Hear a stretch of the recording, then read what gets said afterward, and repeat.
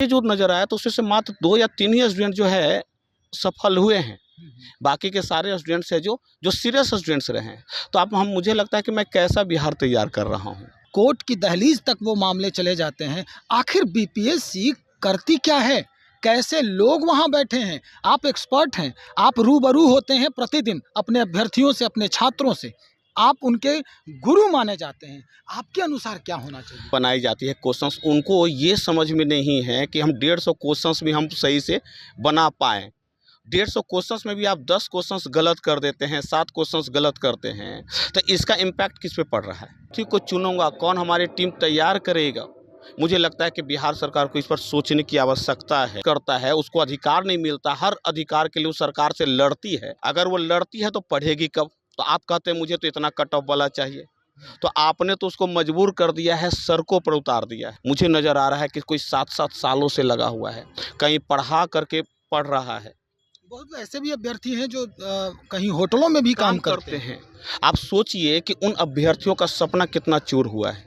क्या वो बिहार जो भ्रष्टाचार के भेंट चढ़े हुए अभ्यर्थी आए, और वो बिहार कैसा जब वो खुद ही भ्रष्टाचार के रास्ते से आ रहे हैं? आपको लग रहा है कि क्या ये अभी जो हमारा बिहार है, जो स्थिति है, आए दिन सुनने को मिलता है आपको, किसी भी अखबारों को खोलिएगा तो हर ज़िले में कुछ न कुछ ऐसी घटनाएं होती हैं जहां प्रशासन जो है वो फेल्यूर दिखती है। लग रहा है क्या कि उसी का ये नहीं, कहना तो नहीं चाहिए, लेकिन कहीं ना कहीं कुछ न कुछ हिस्सा तो है इसका। नमस्कार, बहुत स्वागत है आपका चौकस भारत में। आज एक बात करेंगे हम कैरियर के लिए, और वो बात सीधा सिविल सर्विसेज से जुड़ी हुई है। दरअसल अपने ही राज्य में जो अभ्यर्थी हैं, कल के भविष्य हैं, कल के अधिकारी बनने वाले हैं, वो दर भटक रहे हैं। उनके अंदर कोई झांकने वाला नहीं है, कोई समझने वाला नहीं है। क्या कुछ बीत रहा है उन पर? आयोग को तो छोड़ ही दें, आयोग मनमानी करती नज़र आ रही है, लेकिन उन अभ्यर्थियों के बारे में कौन सोचता है जो दिन रात मेहनत करते हैं, जिनका बैकग्राउंड पुअर नहीं पुअरेस्ट है, वो भी इसकी तैयारी करने में लगे हुए हैं। लेकिन होता क्या है, आखिर में उन्हें आयोग के पास जाकर आंदोलन और हंगामा करते देखा जाता है। दरअसल आज इसी मुद्दे पर बात करने के लिए हम जो बीपीएससी की तैयारी कराने वाले एक्सपर्ट हैं, उनसे बातचीत करेंगे। हमारे साथ कुछ अभ्यर्थी भी हैं जिन्होंने 67वीं पीटी परीक्षा दी और असफलता को प्राप्त हुए। हम जानेंगे कि क्यों ऐसा हो रहा है। बीपीएससी अगर इस तरह की कार्रवाई करते नजर आ रही है, या उसके पास कोई महत्वपूर्ण एजेंडा नहीं है अपने अभ्यर्थियों को लेकर, तो आखिर ऐसा क्यों है? उसको बंद कर दे या फिर उसमें सुधार की आवश्यकता है। आज इसी मुद्दे पर बात करते हैं, एक्सपर्ट हैं। आज हमारे साथ अभिषेक कुमार मेहता जी हैं, इंडियन पॉलिटी के एक्सपर्ट हैं, और कई कोचिंग संस्थान में, देश के कई कोचिंग संस्थान में इन्होंने अपना योगदान दिया है। इनके कई अभ्यर्थी अधिकारी भी हैं, दिल्ली में रहकर भी इन्होंने अध्यापन कार्य किया है। आज हमारे साथ हैं, हम इन्हीं से बात करते हैं कि दरअसल इस तरह की जो परेशानी हो रही है सर अभ्यर्थियों के साथ, वो क्यों हो रही है? बिहार को किसकी नज़र लग गई है? हाँ, ये बड़ा पेचीदा सवाल है आपका। नज़र लग गई है, एक्चुअली जो बोर्ड में जो बैठे हुए अधिकारी हैं, या मुझे लगता है कि अपने कर्तव्य से विमुख हो गए हैं, कि अभ्यर्थियों की परेशानी, अभ्यर्थियों की जो मेहनत वो दिखाई नहीं दे रही है। जी। लगातार कोशिश, अभ्यर्थी पिछले बार का कट ऑफ देखिए, इस बार का कट ऑफ देखिए, तो अभ्यर्थी लगातार अपने पढ़ाई पर फोकस हैं। लेकिन आप सोचिए कि एक तो 13 का कट ऑफ जाना, ये कहाँ तक उचित जान पड़ता है? जिस तरीके का क्वेश्चंस रहा है इस बार का, तो आप कैसा बिहार देखना चाहते हैं? क्या सिंसियर स्टूडेंट्स तो पीछे से हट गए? अधिकतर जो सिंसियर स्टूडेंट्स मुझे दिखाई दिए हैं, अधिकतर से मैंने संपर्क साधा है, तो उन्होंने कहा कि सर मेरा 100-110 के बीच आ रहा है। किसी का एकदम तो रेगुलर सीरियस स्टूडेंट्स रहा है। ठीक है, अब वो देखें, मुझे लगता है कि मुझे जो नज़र आया तो उसमें से मात्र 2 या 3 ही स्टूडेंट जो है सफल हुए हैं। बाकी के सारे स्टूडेंट्स हैं जो सीरियस स्टूडेंट्स रहे हैं। तो अब मुझे लगता है कि मैं कैसा बिहार तैयार कर रहा हूँ। सोचना पड़ेगा सरकार को, और सोचना चाहिए कि आने वाले समय में मैं किस अभ्यर्थी को लाऊंगा जो नॉन सीरियस होंगे, जो सिर्फ पीटी निकाल करके ही एग्जाम में बैठेंगे, या जो मेंस की पहले से तैयारी कर रहे थे, जो 105 106 बहुत एबव होता है, ला करके बैठ करके अभी मेंस में नहीं बैठ रहे हैं। 67वीं नहीं, इसके पहले भी कई बार जो परीक्षाएं हुई हैं वो आंदोलन की भेंट चढ़ गए। अंततः रिजल्ट तो होता है, लेकिन उसमें बहुत सारे पेच लगते हैं, कोर्ट की दहलीज तक वो मामले चले जाते हैं। आखिर बीपीएससी करती क्या है, कैसे लोग वहां बैठे हैं? आप एक्सपर्ट हैं, आप रूबरू होते हैं प्रतिदिन अपने अभ्यर्थियों से, अपने छात्रों से, आप उनके गुरु माने जाते हैं। आपके अनुसार क्या होना चाहिए? अब बोर्ड की जो बैठक होती है, जो कमेटी जो बनाई जाती है, जो टीम बनाई जाती है, क्वेश्चंस उनको ये समझ में नहीं है कि हम 150 क्वेश्चंस भी हम सही से बना पाएँ। 150 क्वेश्चंस में भी आप 10 क्वेश्चंस गलत कर देते हैं, 7 क्वेश्चंस गलत करते हैं, तो इसका इम्पैक्ट किस पे पड़ रहा है?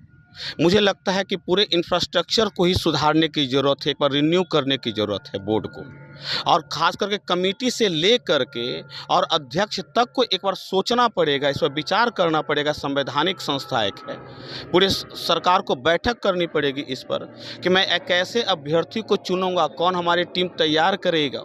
मुझे लगता है कि बिहार सरकार को इस पर सोचने की आवश्यकता है आने वाले समय में। नहीं तो मुझे डर लग रहा है कि कहीं बिहार एक क्रांति के दौर में तो नहीं जा रहा।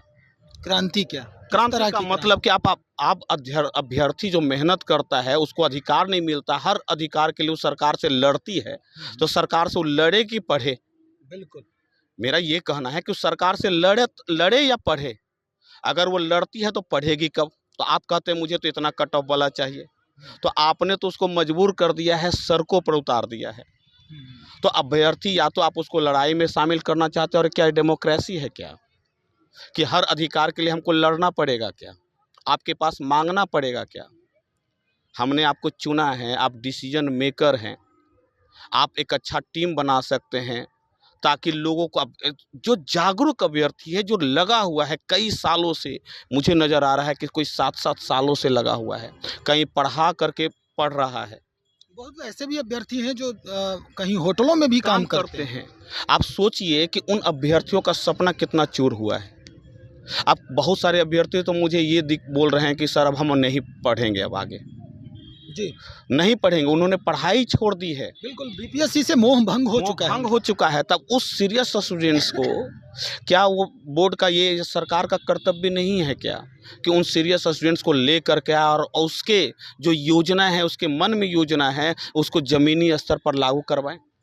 बिहार पिछड़ा राज्य है, अगर हम अच्छे अभ्यर्थियों को ले करके नहीं आएंगे तो सोचने वाली बात है, मैं कैसा बिहार बना करके दूंगा?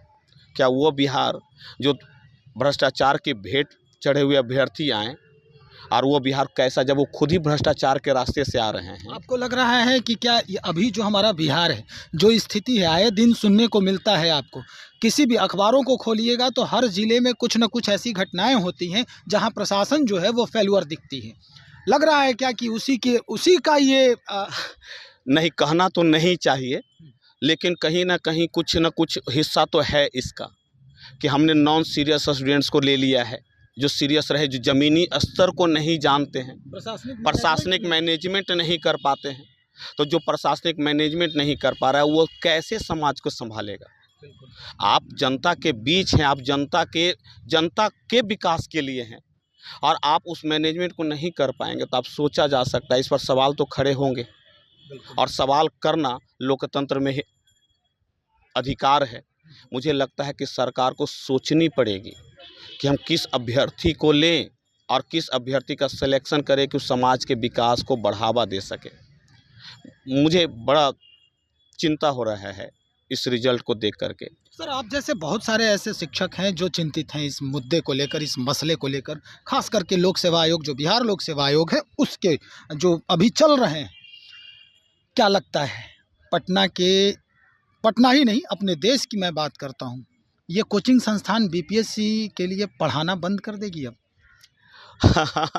आपका सवाल जो है ना, वो बड़ा पेचीदा सवाल आप पूछ रहे हैं।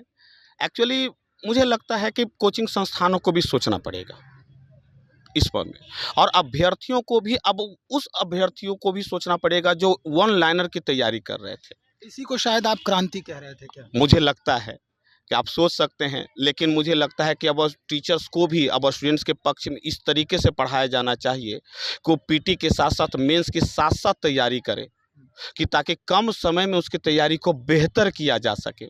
68 आ चुका है, फॉर्म भरे जा रहे हैं, तो मुझे लग रहा है कि स्टूडेंट्स को अब पीटी के साथ साथ मेंस को भी ध्यान में रख करके तैयारी करना चाहिए, ताकि कॉन्सेप्ट बेस्ड यदि तैयारी करता है स्टूडेंट्स तो उसको मेंस में भी सहायता मिलेगी।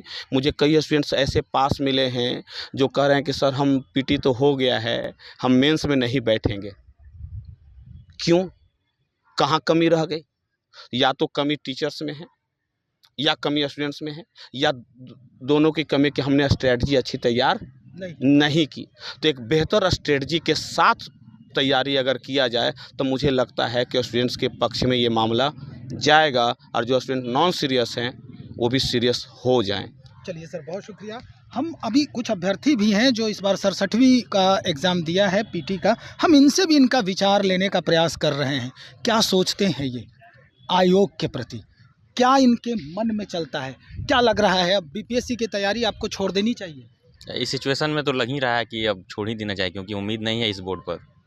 और देखा जाए तो यूपीएससी सबसे बड़ा संस्था है, वहाँ ऐसी कोई प्रश्न की खींचातानी होती नहीं है कि ये प्रश्न गलत है, ये प्रश्न सही है, इसको हटाना है, नहीं हटाना है। वो जब इतना बड़ा संस्था एग्ज़ाम पूरे भारत में ले सकता है, और बीपीएससी में 14 करोड़ जनसंख्या में एक छोटा सा एग्ज़ाम लेना है एक राज्य में, तो ये स्थिति है।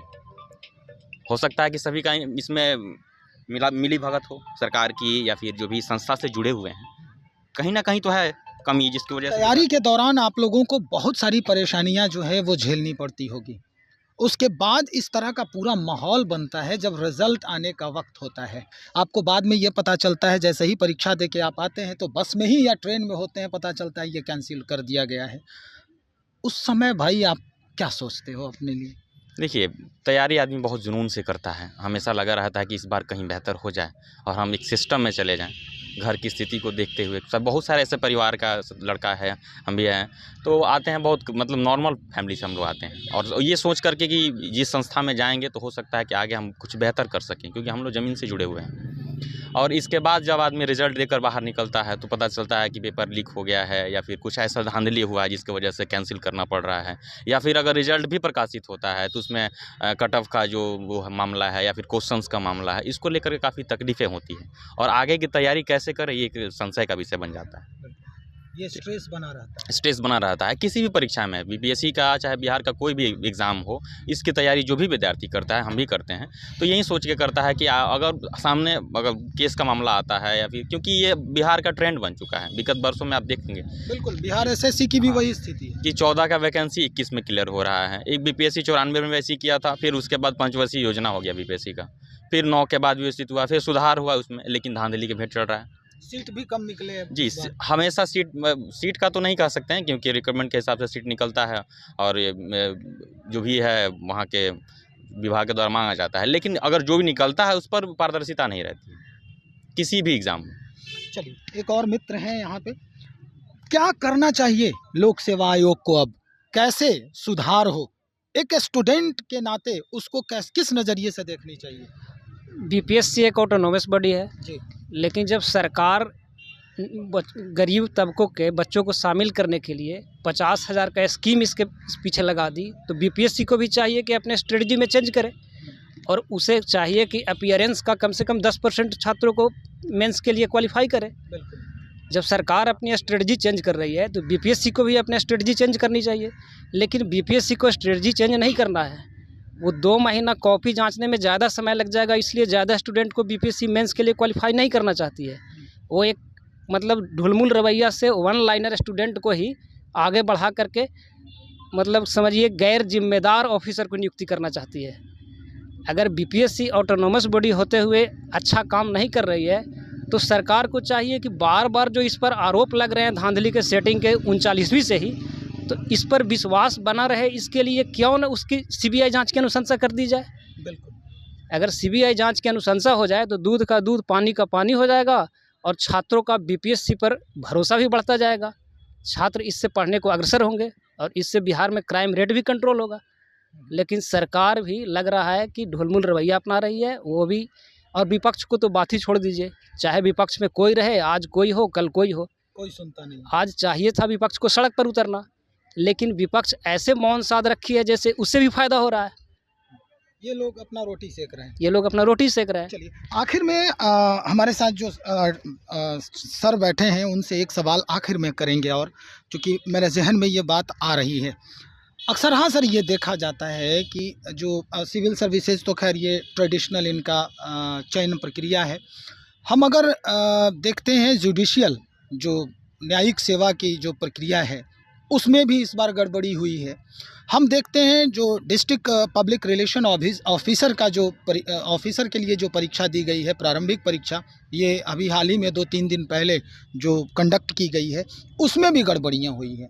इन लोगों का ये आरोप है कि परीक्षा के 4 दिन पहले आयोग सिलेबस बदल देती है बिना किसी इन्फॉर्मेशन, बिना किसी ये के, और उसके बाद नोटिफिकेशन देती है कि आपके जो ये हैं सिलेबस हैं उसमें परिवर्तन किया गया है, और प्रश्नों की प्रकृति जो होती है वो उस सिलेबस से हट के। उदाहरण के तौर पे मैं आपको बता दूं कि सिलेबस में जो पहले से जो पढ़ रहे बच्चे हैं उसमें दिया हुआ है कि जनसंचार और इसके सिद्धांत, अगर पत्रकारिता की बात करें तो, लेकिन सिलेबस में 4 दिन पहले दिया जाता है मास कम्युनिकेशन। हालांकि मीनिंग करीब करीब एक है लेकिन मायने उसके बदल जाते हैं जो अगर पढ़ने जाए। सर, ऐसा करने के बाद इस आयोग की छवि जो है रह पाएगी अपने देश में? आपका सवाल जो है ना वो बड़ा पेचीदा सवाल आप पूछ रहे हैं। एक्चुअली मुझे लगता है कि कोचिंग संस्थानों को भी सोचना पड़ेगा इस पर में, और अभ्यर्थियों को भी, अब उस अभ्यर्थियों को भी सोचना पड़ेगा जो 1 लाइनर की तैयारी कर रहे थे। इसी को शायद आप क्रांति कह रहे थे क्या? मुझे लगता है कि आप सोच सकते हैं, लेकिन मुझे लगता है कि अब टीचर्स को भी, अब स्टूडेंट्स के पक्ष में इस तरीके से पढ़ाया जाना चाहिए कि वो पीटी के साथ साथ मेंस के साथ साथ तैयारी करे, कि ताकि कम समय में उसकी तैयारी को बेहतर किया जा सके। 68 आ चुका है, फॉर्म भरे जा रहे हैं, तो मुझे लग रहा है कि स्टूडेंट्स को अब पीटी के साथ साथ मेंस को भी ध्यान में रख करके तैयारी करना चाहिए, ताकि कॉन्सेप्ट बेस्ड यदि तैयारी करता है स्टूडेंट्स तो उसको मेंस में भी सहायता मिलेगी। मुझे कई स्टूडेंट्स ऐसे पास मिले हैं जो कह रहे हैं कि सर हम पीटी तो हो गया है, हम मेंस में नहीं बैठेंगे। क्यों? कहाँ कमी रह गई? या तो कमी टीचर्स में है या कमी स्टूडेंट्स में है, या दोनों की कमी कि हमने स्ट्रेटजी अच्छी तैयार नहीं की। तो एक बेहतर स्ट्रेटजी के साथ तैयारी अगर किया जाए तो मुझे लगता है कि स्टूडेंट्स के पक्ष में ये मामला जाएगा, और जो स्टूडेंट नॉन सीरियस हैं वो भी सीरियस हो जाएं। चलिए सर, बहुत शुक्रिया। हम अभी कुछ अभ्यर्थी भी हैं जो इस बार 67वीं का एग्ज़ाम दिया है पीटी का, हम इनसे भी इनका विचार लेने का प्रयास कर रहे हैं। क्या सोचते हैं ये आयोग के प्रति, क्या इनके मन में चलता है, क्या लग रहा है? अब बीपीएससी की तैयारी आपको छोड़ देनी चाहिए? इस सिचुएशन में तो लग ही रहा है कि अब छोड़ ही देना चाहिए, क्योंकि उम्मीद नहीं है इस बोर्ड पर।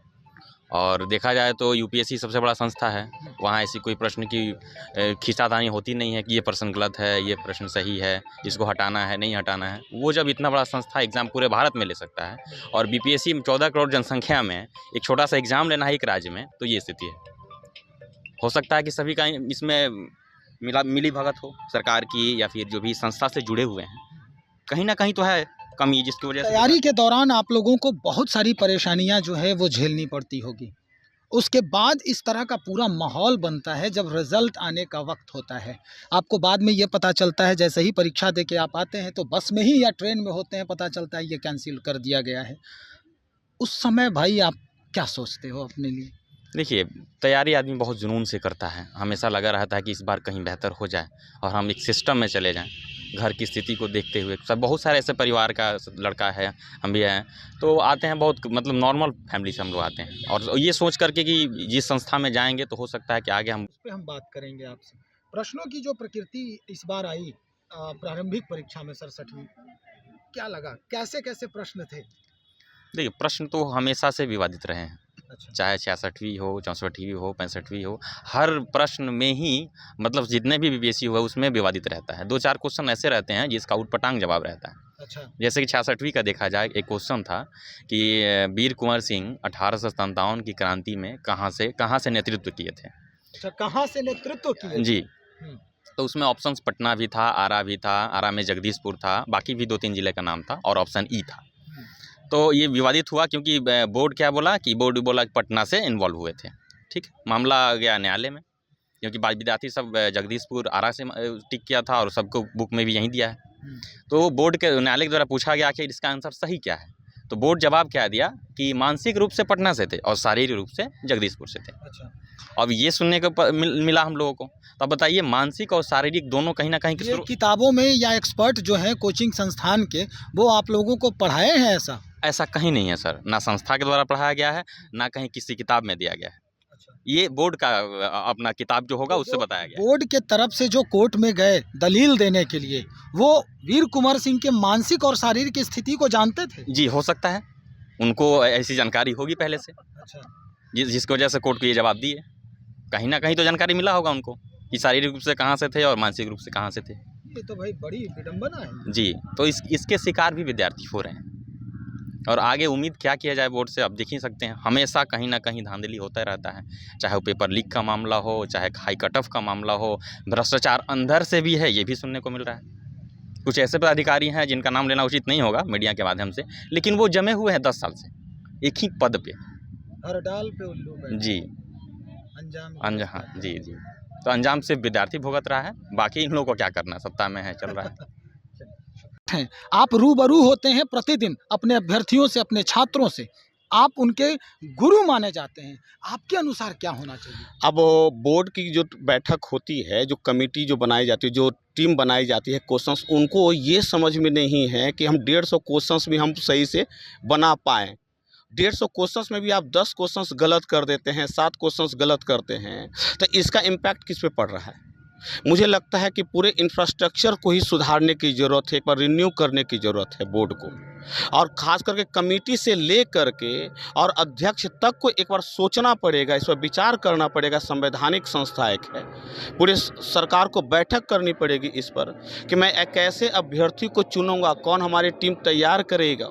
मुझे लगता है कि बिहार सरकार को इस पर सोचने की आवश्यकता है आने वाले समय में। नहीं तो मुझे डर लग रहा है कि कहीं बिहार एक क्रांति के दौर में तो नहीं जा रहा। क्रांति क्या? क्रांति का मतलब कि आप अभ्यर्थी जो मेहनत करता है उसको अधिकार नहीं मिलता, हर अधिकार के लिए वो सरकार से लड़ती है, तो सरकार से वो लड़े कि पढ़े। बिल्कुल, मेरा ये कहना है कि उस सरकार से लड़े या पढ़े।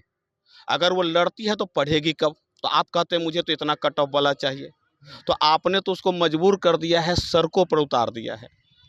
तो अभ्यर्थी या तो आप उसको लड़ाई में शामिल करना चाहते हैं, और क्या डेमोक्रेसी है क्या कि हर अधिकार के लिए हमको लड़ना पड़ेगा क्या? आपके पास मांगना पड़ेगा क्या?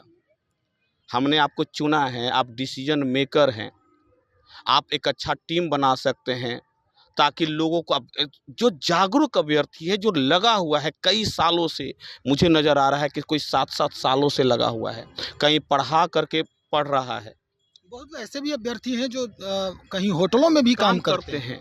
आप सोचिए कि उन अभ्यर्थियों का सपना कितना चूर हुआ है।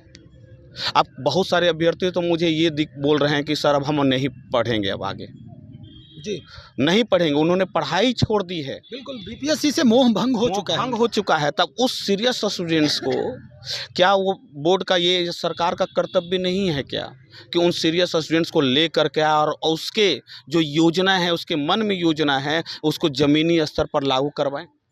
बिहार पिछड़ा राज्य है, अगर हम अच्छे अभ्यर्थियों को ले कर के नहीं आएंगे तो सोचने वाली बात है, मैं कैसा बिहार बना करके दूंगा?